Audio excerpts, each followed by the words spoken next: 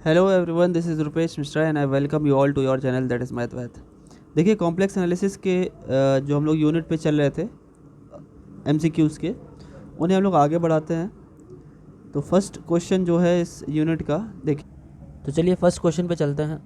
Taylor series representation for 1/z about z is equal to 1। 1 के about अगर करना है हमें तो फॉर्मूला क्या होता है टेलर सीरीज़ का? f of z is equal to f of a plus z minus a upon 1 factorial plus z minus a, यहाँ पे f डैश ऑफ a भी आ जाएगा, whole square upon 2 factorial f double dash of a। यहाँ पे a की value 1 है, वही z is equal to a ही होता है। ठीक है, और इनमें वैल्यूज़ हम लोग रखेंगे। वैल्यूज़ रखते हैं तो सबसे पहले तो f ऑफ जो हमारा a है उसकी वैल्यू कितनी हो जाएगी? 1 अपॉन a, यानी 1 अपॉन 1 यानी 1 आ जाएगा। ठीक है, तो 1 वाले तो सभी हैं। उसके बाद सेकंड टर्म क्या होगा? सेकंड टर्म है हमारा z माइनस ए अपॉन 1 फैक्टोरियल और f डैश ऑफ a। तो z माइनस ए मतलब z माइनस 1 अपॉन 1 फैक्टोरियल। ठीक है, और f डैश एक बार डिफ्रेंशिएट आप इसको करेंगे तो -1 अपॉन जेड स्क्वायर आ जाएगा, और उसमें 1 रखेंगे तो एक माइनस आपको दे जाएगा। ठीक है, तो मतलब सेकंड टर्म आएगा एक तरीके से -z-1। ठीक, तो सेकंड टर्म -z-1 वाला कौन सा है? एक ये है और एक ये है, ये दोनों ख़त्म हो गए। फिर थर्ड टर्म देखिए, फिलहाल ये तो सब इन्होंने सेम करते चले गए, तो कोई भी टिक कर लीजिए, चाहे बी चाहे सी, दोनों एक ही जैसे लिखे हैं, मिसप्रिंट है। अच्छा, यहाँ पे प्लस कर दिया है, यहाँ पे माइनस है। ठीक है, तो ये चीज़ एक बार देख लेते हैं। तो ये फर्स्ट, ये सेकंड टर्म, ये थर्ड टर्म तक तो सेम है। फोर्थ टर्म यहाँ पे, फोर्थ टर्म भी सेम है। फिफ्थ टर्म में एक में माइनस एक में प्लस है, तो फिफ्थ टर्म में देखते हैं, ज़रा समझते हैं। तो फिफ्थ टर्म क्या होता? पहला टर्म तो एफ ऑफ ए था, दूसरा जेड माइनस ए वाला था, फिर जेड माइनस 2 वाला 3 था, तो फिफ्थ टर्म जेड माइनस 4 वाला था। तो जेड माइनस ए होल पावर 4 अपॉन 4 फैक्टोरियल। ठीक है, और डिफ्रेंशिएशन भी 4 बारी ऑफ ए। ठीक, तो यहाँ पे तो जाकर z माइनस 1 हो जाएगा की पावर 4 अपॉन 4 फैक्टोरियल। और जब इसका 4 बार डिफ्रेंशिएशन आप करेंगे 1 अपॉन जेड का, एक बारी करेंगे तो 1 अपॉन जेड स्क्वायर आएगा। दो बारी करेंगे तो -2 आगे आ जाएगा, तो ये आ जाएगा। और 3 बारी करेंगे 2 इंटू -3 अपॉन जेड पावर 4 हो जाएगा। 4 बारी करेंगे तो 2 3 4 हो जाएगा। ये एक बारी करने पे 2 बारी, ये 3 बारी। ठीक है, और 4 बारी करेंगे तो प्लस हो जाएगा, तो यानी प्लस वाला आंसर हमारा इसमें सही होगा। ठीक है, तो आंसर हमारा कौन सा होगा? ये प्लस वाला। ठीक, नेक्स्ट देखिए, a Maclaurin series is a Taylor series with centre. देखिए, टेलर सीरीज़ में तो z की कोई भी वैल्यू आ सकती है, a कुछ भी आ सकती है, लेकिन अगर a अगर 0 है तो एक स्पेशल केस होता है जिसे हम मैक्लॉरिन सीरीज़ कहते हैं, तो ये ऑप्शन आपका सही है। नेक्स्ट देखिए, Maclaurin series of sine z is, sine z की सीरीज़ क्या होती है अगर चेक किया जाए? वैसे साइन सीरीज मैक्लॉरिन है तो जेड इक्वल टू 0 पे बात होगी। तो एक आप लोग को साइन एक्स की सीरीज़ याद है? साइन एक्स की सीरीज़ होती थी, वो ऑड सीरीज़ होती थी, x minus x cube upon 3 plus x power 5 upon 5, ऐसे चलता था। तो इसको रिलेट कर लीजिए इसी में से। अगर इसमें से हम रिलेट करें तो वैल्यू रखनी पड़ेगी हमको, है ना? तो अगर हम पहले 1 रखें अगर इस वाले में, तो 1 + 1 तो ये तो हो जाएगा पॉजिटिव। यहाँ 1 रखेंगे तो ये तो गड़बड़ हो जाएगा। नहीं, n की वैल्यू 0 बोला है। ठीक है, n की वैल्यू 0 से स्टार्ट करना है, तो 0 अगर रखेंगे आप तो यहाँ पे 1 पहला नेगेटिव आ जाएगा, गड़बड़ हो जाएगा। ठीक है, यहाँ पे रखते हैं, या यहाँ पे रखते हैं, इस वाले में 0 रखेंगे तो प्लस हो जाएगा। ठीक है, ऊपर में 0 रखेंगे तो z पावर 1 हो जाएगा। ठीक है, यहाँ भी गड़बड़ हो जाएगा। यहाँ पे आ जाइए, क्योंकि एक z नहीं आना चाहिए, पहला टर्म आना चाहिए। अच्छा हाँ, पहला टर्म x आता ना, x minus x cube upon 3। एक सेकेंड, तो इसी में सही था। जैसे आप 0 रखेंगे, -1 पावर 0, z पावर 1 अपॉन 1 रखेंगे तो 0 रखेंगे तो 1 फैक्टोरियल हो जाएगा। ठीक है, और फिर सेकंड फंक्शन सेकंड रखेंगे 1 तो यहाँ 1 आ गया, 1 रखेंगे तो यहाँ 3 हो जाएगा, 1 यहाँ रखेंगे तो यहाँ पे 3 हो जाएगा। तो और लिखने की ज़रूरत है नहीं वैसे, है ना? तो सीधे सीधे चेक कर लेते इसको। पहला तो आ जाएगा अपना z, दूसरा देखिए -1 पावर 1 है तो माइनस आ जाएगा, z क्यूब अपॉन 3 फैक्टोरियल, और ये बढ़ता चला जाएगा। So answer is option B. Next देखिए, कह रहे हैं कि the power series representation of 1/1 - z is non negative powers of z is, इसमें से कौन बनेगी? देखिए बड़ी सिंपल सी बात है, 1 - z की होल पावर -1 कर दें। इसको क्लास 11th के चैप्टर द्विपद प्रमेय यानी बाइनोमियल थ्योरम से अगर ओपन करें तो बिल्कुल वैसे ओपन करिए, 1 + nx, ये n है और ये हमारा x है साइन के साथ, 1 + nx प्लस n - 1 और x² / x² मतलब -z² / तो z² हो जाएगा। तो अगर इसको देखेंगे ये प्लस हो जाएगा तो 2 फैक्टोरियल कैंसिल हो जाएगा नीचे से, और यहाँ पे माइनस प्लस हो जाएगा। तो एक तरीके से 1 + z + z² + z³ वैसे चलते चला जाएगा। तो आंसर ऑप्शन पहला वाला, ठीक है। आगे देखिए क्या है, the radius of convergence of the series, वैसे ये कोर्स में नहीं है ना, ये पहले की जो कॉम्प्लेक्स एनालिसिस बुक हुआ करती थी उसमें एक चैप्टर था पावर सीरीज, जो इस समय बदल करके आपका एक दूसरा चैप्टर रख दिया गया जिसे convergence of positive term series कर दिया गया है, इसकी जगह पे ये आ गया है। तो कोई ज़रूरत नहीं है इसको करने की, बस यही थोड़ा सा बता देता हूँ। जो हम लोग रेशियो टेस्ट निकालते थे उसका जो मॉड होता था उसको अगर हम टेंस टू इन्फिनिटी पे कर देते थे तो ये हमारा आर आता था, रेडियस ऑफ कन्वर्जेंस। वैसे इस केस में अब करेंगे तो ये n factorial upon n+1 factorial करेंगे, उसको इन्फिनिटी पे चेक करेंगे अगर तो ये हमारा, एक सेकेंड उल्टा लिख दिया मैंने, n+1 ऊपर आ जाएगा और n फैक्टोरियल नीचे आ जाएगा। तो आपको पता है फैक्टोरियल को तोड़ने का तरीका आप जानते हैं, एक कम तोड़ेंगे तो ये n फैक्टोरियल हो जाएगा, ये कट कैंसिल हो जाएगा, n+1 n tends to infinity पे चेक करेंगे तो इन्फिनिटी +1 तो इन्फिनिटी आ जाएगा। तो आंसर ये हो जाएगा। फिलहाल आगे बढ़ते हैं, उसकी ज़रूरत नहीं है। ये भी रेडियस ऑफ कन्वर्जेंस आ गया, इसकी ज़रूरत नहीं है, रेडियस ऑफ कन्वर्जेंस वाले कोई क्वेश्चन नहीं है अपने कोर्स में, ठीक है। यहाँ से आइए, क्या है भाई इस क्वेश्चन में, a power series sigma n = 0 to ∞ an z - z0 whole power n, ये तो रेगुलर पार्ट वाला है, ठीक है, रेगुलर पार्ट और प्रिंसिपल पार्ट वाला नहीं बताया था। तो इसमें an के टर्म है, पॉजिटिव टर्म है, नेगेटिव टर्म नहीं है। कन्वर्जेस फॉर, कह रहे कि कब कन्वर्ज करेगा, तो इसमें कम से कम एक z का पॉइंट होना चाहिए, ठीक है। नेक्स्ट देखिए, ये भी नहीं है कोर्स में। द प्रिंसिपल, हाँ ठीक, if the principal part of f of z at z0 is 0, principal part हटा दिया, then the point z0 is known as, जब आपने प्रिंसिपल पार्ट हटा दिया तो उस पॉइंट को क्या बोलते हैं, रिमूवेबल सिंगुलर पॉइंट, ठीक है। अगर उसको हम हटा सकते तो हम इसे कह सकते हैं, ठीक है। नेक्स्ट देखिए, कह रहे कि 0 चाहिए, इसका 0 निकालना है, तो 0 कैसे होगा, आपको सोचिए ऐसा z का वैल्यू रखिए जिससे कि इसकी वैल्यू 0 हो जाए। तो z upon cos z is equal to 0, ये क्रॉस मल्टीप्लिकेशन में 0 पे चला जाएगा, तो z इज इक्वल टू 0 ही आ जाएगा एक तरीके से। अब z इज इक्वल टू 0 रख के देख ली तो 0 अपॉन कॉस 0, कॉस 0 की वैल्यू 1, तो आंसर कितना आया, कुल मिला के 0 बना दिया ना इसने। तो 0 मतलब वही होता है जो उसको पूरा 0 बना दे, सिंपल सी बात, या कह लो रूट, ठीक है। नेक्स्ट देखिए, the singularity of the function this, इसकी सिंगुलरिटी क्या होगी, सिंगुलरिटी डिनोमिनेटर से चेक की जाती है, तो डिनोमिनेटर 0 करिए, ये सिंगुलरिटी हो गई हमारी, सिंपल था। कह रहे यहाँ पे बताइए the order of 0 of the function, इसका जो 0 निकलेगा उसका फंक्शन क्या, इसका ऑर्डर क्या होना चाहिए। देखिए अगर आप z की वैल्यू 0 रखें तो सिर्फ एक ही रखने से हमारा काम हो जाएगा, ठीक। 0 रखें अगर तो साइन 0 की वैल्यू 0, 0 + 4, 0/4, 0, कितने निकल के है, सिर्फ एक ही से तो काम हो गया, तो ये 1 हो गया, ठीक है। Next, the principal part of f of z at z0 consist of infinite number of terms, ठीक है, प्रिंसिपल पार्ट में इनफाइनाइट नंबर ऑफ टर्म्स हैं, तो इसे क्या कहेंगे, इसेंशियल सिंगुलर पॉइंट बोलते हैं इन्हें, ठीक है। इनफाइनाइट जब होगा तो इसेंशियल होगा, ठीक है ना।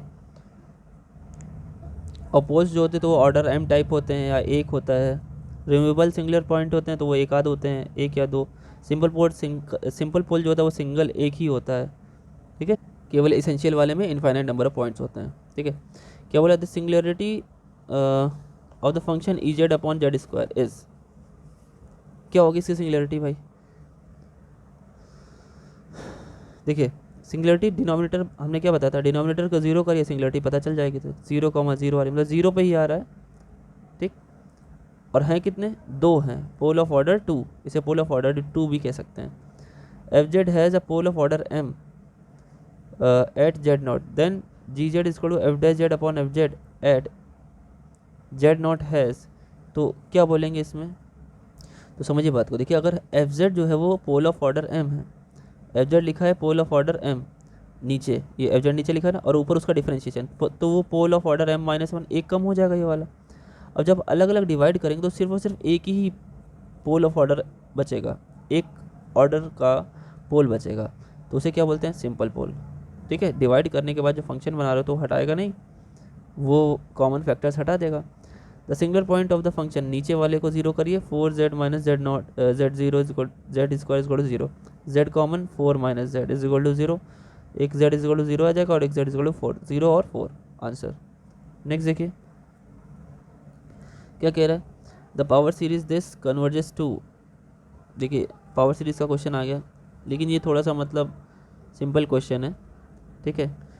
इसमें जो z की पावर नेगेटिव टर्म्स चल रहे हैं, नेगेटिव टर्म्स सर्कल के बाहर होते हैं और पॉजिटिव होते हैं तो अंदर होते हैं, तो ये आउटसाइड सम सर्कल जिसकी रेडियस ऑफ कन्वर्जेंस r होगी, वही जो हम रेडियस ऑफ कन्वर्जेंस की बात कर रहे थे, ठीक है। बीच बीच में दे दिया, ये पॉइंट हम लोग के में है नहीं।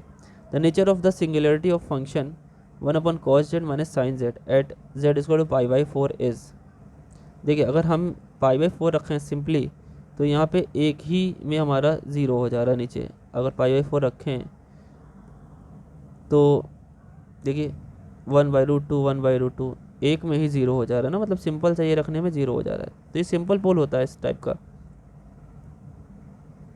नेक्स्ट देखिए,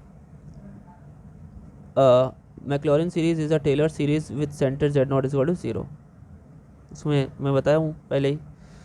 इसका नेक्स्ट देखिए, let f be an analytic function and let f z is equal to this be its Taylor series in some disc, disc मतलब ये होता है बच्चों इस तरीके से कुछ चीज़ों को छोड़कर, जैसे ये डिस्क बनती है ना, तो कह रहा है कि देन इनमें से क्या लिखा जाए, ये क्या बन सकता है। तो देखिए इसने बोला है कि जो फंक्शन हमारा उसको हमें डिफ्रेंशिएट करना है, कितनी बार, n बार बोला है, n बार 2n बार 2n बार, कितनी बार कर सकते हैं। देखिए पावर जब 2n है तो 2n बार डिफ्रेंशिएट तो करना ही पड़ेगा, मतलब कर सकते हैं अगर हम पूरे के पूरे z को हटाना चाहें तो 2n बार तो सही, इन दोनों में से कोई आंसर होगा, ये दोनों तो ख़त्म हो गए। तो जब आप 2n बार करेंगे तो 2n फैक्टोरियल आएगा कि n फैक्टोरियल, बड़ी सिंपल सी बात है, अगर x की पावर 3 लिखा है और आप 3 बार डिफ्रेंशिएट करेंगे तब जा करके 3 फैक्टोरियल मिलेगा आपको, सिंपल सी बात है। तो 2n बार कर रहे हैं तो 2n फैक्टोरियल मिलेगा ना कि n फैक्टोरियल, तो आंसर कौन सा हो गया, ये तो लॉजिक था सिंपल सा, ठीक है। नेक्स्ट देखिए, रेडियस ऑफ कन्वर्जेंस आ गया और the power series of the function, नहीं ज़रूरत है इसको करने की, देखिए ये अपना आ गया कोर्स में लिखा है द कोफिशिएंट ऑफ, ये क्या बोला, the coefficient of 1/z in the Laurent series expansion of, इस फंक्शन का हमें लॉरेंट सीरीज एक्सपेंशन करना है और रीज़न 2 से बड़ा और इन्फिनिटी तक दे रखा है, ठीक है।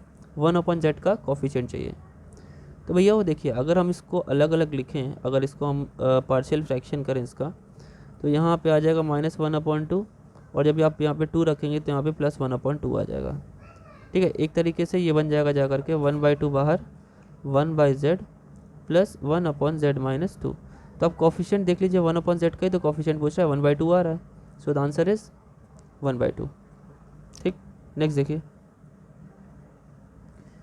रेडियस ऑफ कन्वर्जेंस, यहीं पे ही सब कुछ वही बार बार पूछ रहा है, लेकिन ये है सिंपल क्वेश्चन ये वाला, ठीक है। इस केस में अगर सिंपली तो एक सीरीज़ है, इसका इन्फिनिटी होता है, वैसे कोई बात नहीं बताने की ज़रूरत नहीं, जब इसका कॉन्सेप्ट ही नहीं है अपने कोर्स में तो उसे बताना पड़ता और बताता तब आपको समझ में आता, ठीक है। ये भी पावर सीरीज़ ही है, ये स्टार्टिंग जैसा क्वेश्चन है जिसमें एटलीस्ट 1 पॉइंट z, ठीक है। If f z admits a Laurent series expansion, ठीक है, in an annulus then a j is given by, कैसे इसका आंसर आता है, एनुलस की बात हो रही है, ये तो फॉर्मूला ही है ना, क्या होता था formula, 1/2 πi integration F of Z की जगह ये बना दिया इन्होंने, चलिए मैं जेड लिख लेता हूँ, z - a whole power n+1 dz, ठीक। तो कौन सा सही लिखा है, n+1 वाला, n+1 सब कुछ तो सेम है, यहाँ जे आई ऊपर कर दिया, ये गलत है, ये ऑप्शन सही है। ठीक है, आपको याद होगा कि लॉरेंट सीरीज़ में 2 पॉइंट्स थे, एक पॉजिटिव टर्म था, तो पॉजिटिव टर्म यानी ए एन जो था उसका ये था, और जो हमारा नेगेटिव टर्म था जो बी एन था वो इसमें थोड़ा सा अंतर करके आ जाता, 2 पाई तो सेम रहेगा, और एफ ऑफ जेड तो मान लीजिए एफ ऑफ जेड रहेगा जेड माइनस ए होल पावर, यहाँ पे -n+1 हो जाता है। ठीक है, उसे भी याद रखिएगा। ठीक, नेक्स्ट देखिए।